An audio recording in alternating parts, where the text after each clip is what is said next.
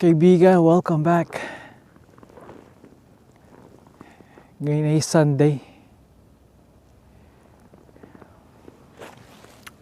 Andali, may parating na sasakyan.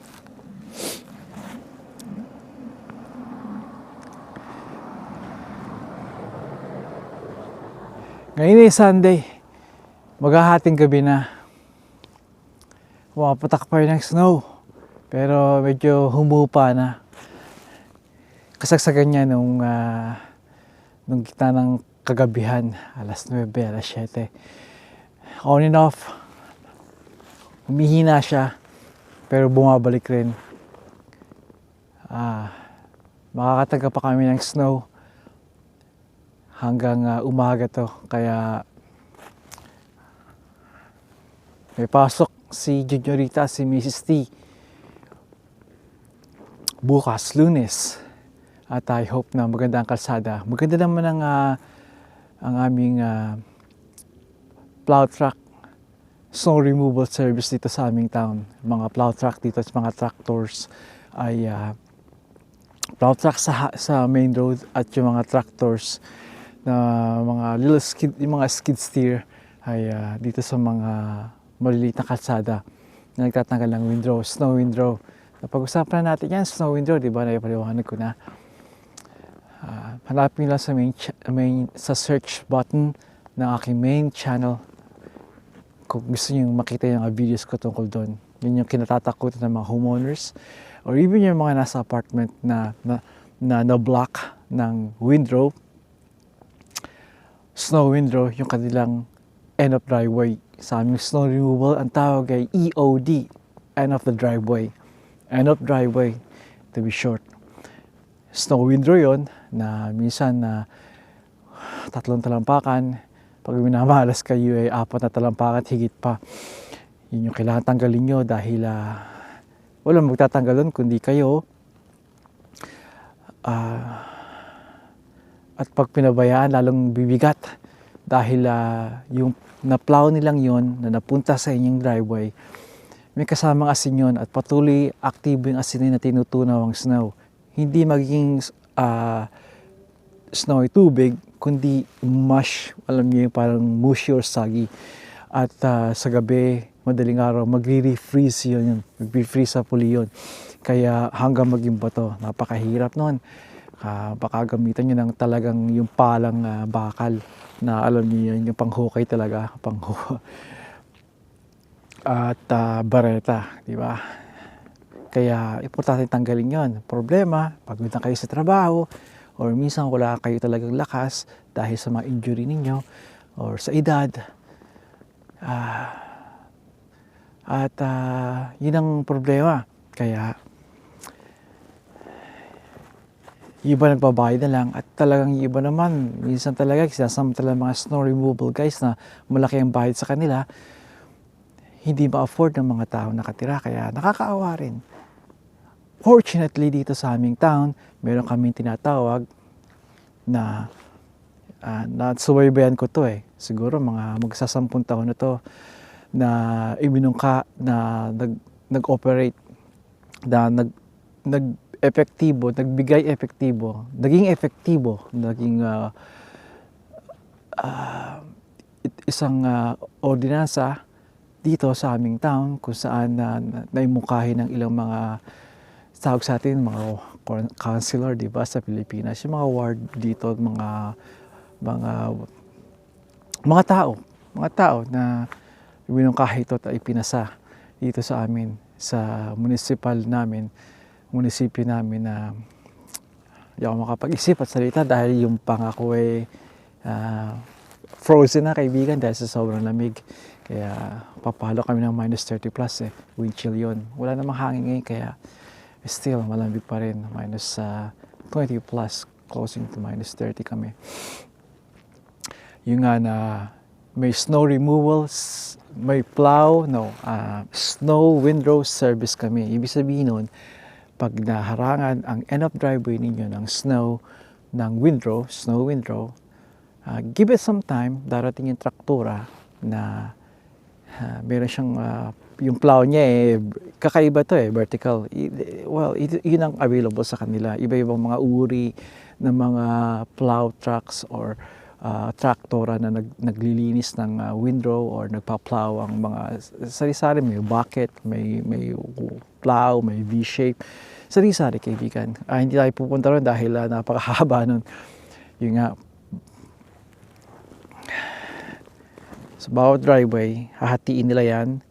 Ibababa nila yung kanilang plow at ipupush nila hanggang makarating doon sa edge. Mag-work naman.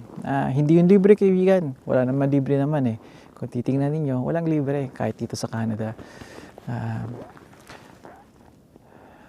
Bayad yun ng mga mga taxpayers na nagbabayad nun. Okay?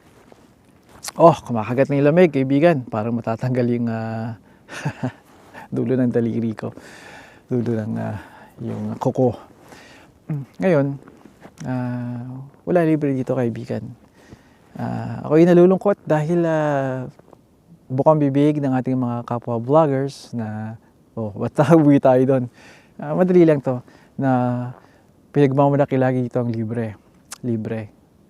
Even yung may opinion actually ako na hindi pa nasasabi ng mga vloggers o hindi na discuss even ng mga I'm sure iba ng mga karamihan. I doubt may naisip ito ng ibang tao.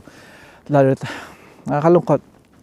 Pinagyayabang yung healthcare daw ay libre, or kung gusto nila na pagbigyan ng mga taong hindi nagsasabing hindi libre, they will make an argument na tingin na lang napaka-husay, napaka-ganda. Pero may namimiss lang isang bagay. Even yung mga tinatawag dito na mga sasabi nila, nagpo-proclaim na matagal na daw sila dito sa Canada, hindi pa rin mag-get or hindi na naiisip. Minsan naiinis ako, pero pamagalandakan nila ng matagal na sila dito. Alam nila, ito ang healthcare. Ipapaliwanag nila kung bakit hindi nga libre, pero napakaganda sa kanila dahil nakinabang sila. May namlilimutan sila at hindi itong gabing ito nasasabihin ko sa inyo. Pero kaibigan, don't say that na libre. At kung kayo nagtatamasa ng feeling yung libre yon sa inyo, kaibigan, ang may advice ko sa inyo, huwag niyong ilagay sa online at huwag niyo sabihin yan dahil mamumulat kayo. Lalo pa kung gagawa ko ng video dito tungkol doon. Siguradong mapapahiya kayo sa sarili ninyo. Kung bukang bibig niyo yan, sabihin libre, ito lang binabayaran ko, tingnan nyo naman na gastos namin dito. Kasi mag-anak one ay nagkaroon ng ganang sakit, inasikaso nila. Ano binayaran ko? Wala. Na 100,000 ang kung kami ang magbabayad nun. May namimiss kayo. Yun ang palibhasa ay puro libre ang iniisip ninyo. Yun ang sakit ng mga Pilipinong dumating dito. At lalala pa yun dahil dahil sa mga katulad ninyo ng mga nagbablog at nakikinig ng mga tao mula galing sa ating mga kababayan natin sa Pilipinas at sa ibang bansa pagdating dito, nakaset na yung utak nila. Ito yung sabi ng sikat na vloggers dito na matagal kong sinusubscribe yan, libre, at napatunayan ko nga. Pero may namimiss kayo isang bagay. At hindi ko yung kasabihin ngayong gabing to dahil I'll save that. Well, mukhang na-meet namin yung average per year na annual na dami ng snow na dumarating, average dito sa aming lugar. Kaya, at hindi pa natatapos, nagsisimula pala, kasagsagan pala ngayon ang winter. Kaya, ito yung mga araw na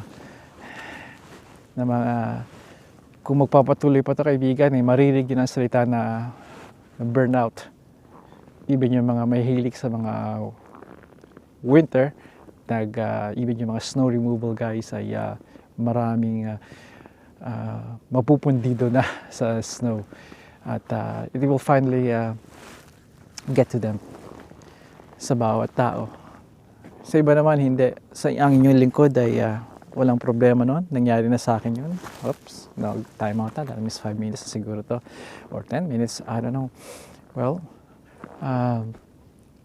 kung dito ko natapusin, gusto ko lang magpaalam sa inyo. At ito, pakita ko sa inyo aking mga ginawa dito sa, ito yung huli kong inayos, itong aming driveway na napapansin yung wala ng sasakyan.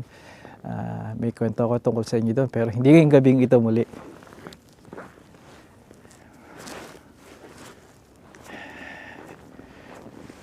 Ginamitan ko ng snowblower. Siyempre pinina ko ng push shovel. Kaya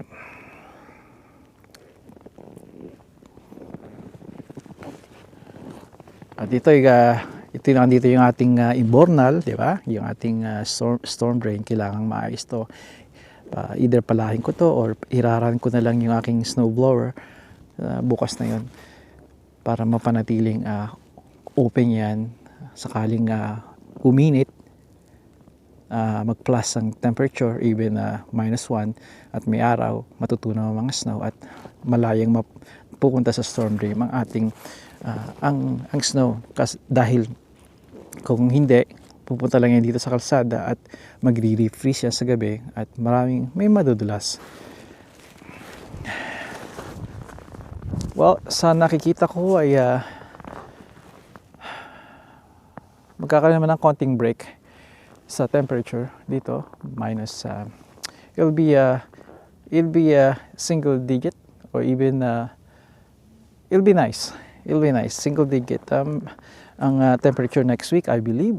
No what am I talking about? Buong remainder ng ng Enero ay mukhang ayon ay maging malamig. Salamat sa polar vortex na nadisturbo ng kalikasan at eto't bumagsak sa atin.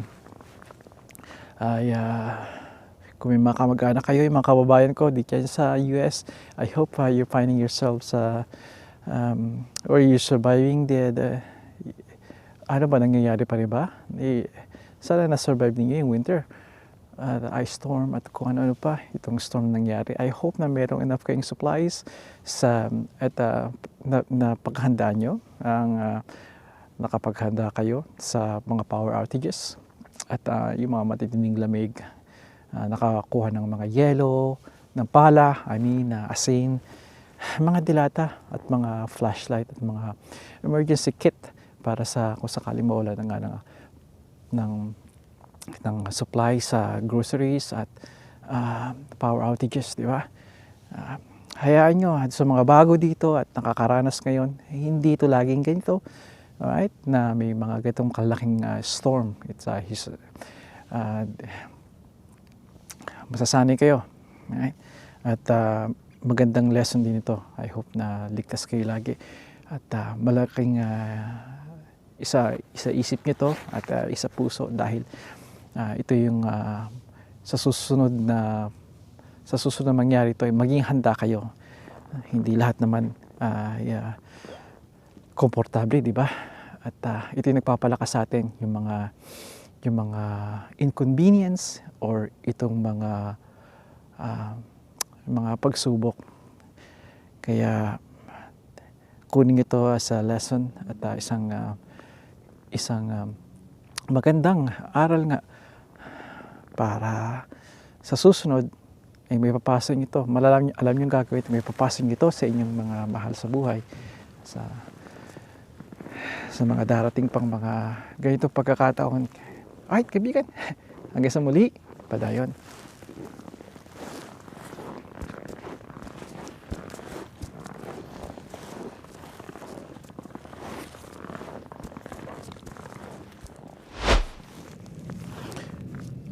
Nga pala, may nakalimutan ako sabihin sa inyo.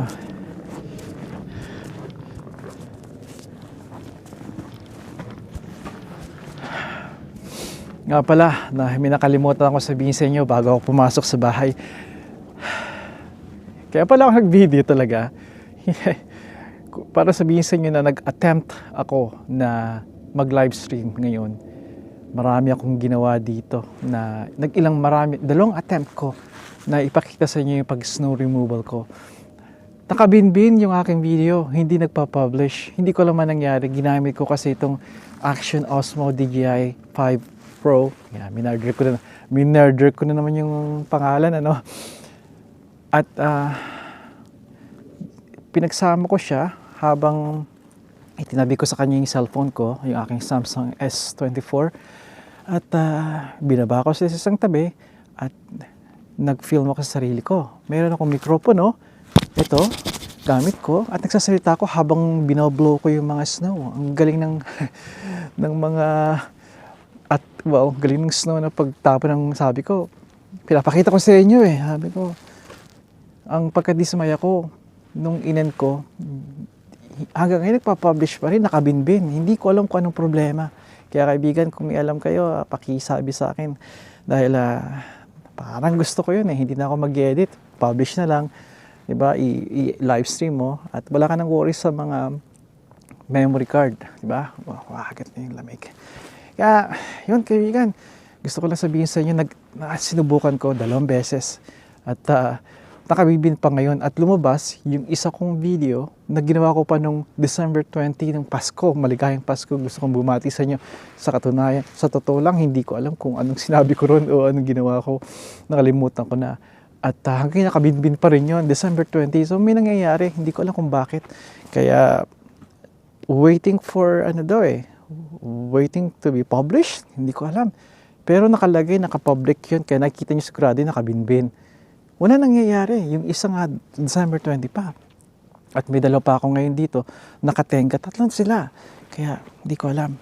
Yun ang gusto ko talagang sabihin sa inyo. Alright, kaibigan, sadyang mahaba na to. Take care guys.